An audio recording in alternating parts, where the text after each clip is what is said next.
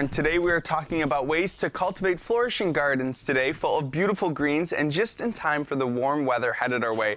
But of course, a lot of people have limited space and small yards, so creating a productive garden can be a little bit difficult. That's why today we are learning to tackle gardens from every angle, including the urban one, and make the most out of your space. Today we are joining us today and sharing her green thumb is Cindy Markowitz of the Home Depot. Now we're really talking about the people out there that may not have a big backyard. Maybe they have a small, limited space, but they still want to have a big, green, bright garden.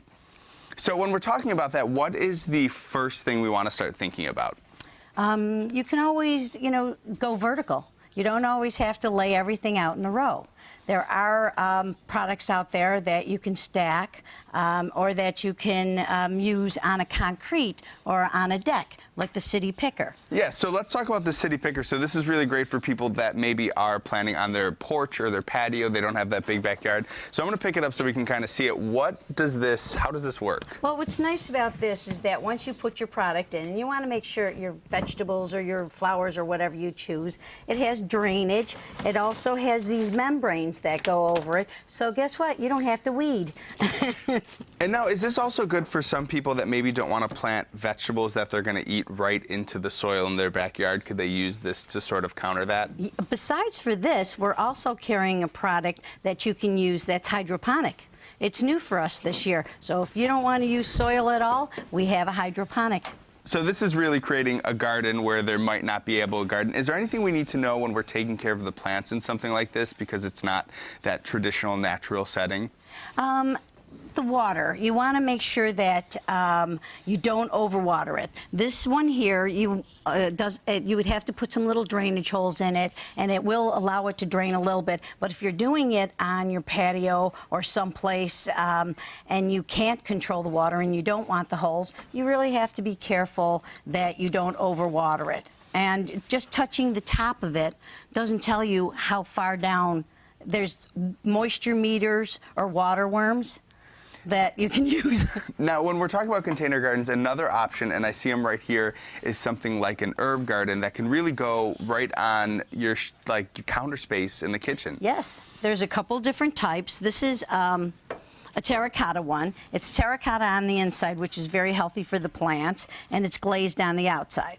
So this is very nice for any kind of succulents that you don't want to overwater, or any kind of cactus. Now, I have to ask about succulents, because I have a lot of friends that aren't quite green thumbs, and their plants traditionally don't fare too well, and it seems like succulents are a little bit easier to take care of. I would have to say, from my own experience, more people kill succulents by overwatering them than underwatering them.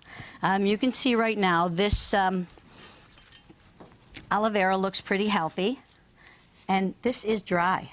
This is very dry, but the aloe vera doesn't care, because these fat, fluffy leaves here, this is where all of its water is stored. So it's pretty sturdy. I want to get to this herb garden right next to it. So how does this one work? Well, this one has a liner in it. It has drainage holes in the bottom of it. And on here, there's a couple of holes to punch out. So once you put your liner in, then you can put your vegetables. These are all herbs that you put in. And you can put it on a windowsill. These types of herbs you can keep inside so long as you give it enough light. And is there anything, I mean, you brought so many things. We've talked about the container garden, we talked about the herb gardens. There's some other pretty unique stuff over here. Is there anything that you wanted to specifically mention?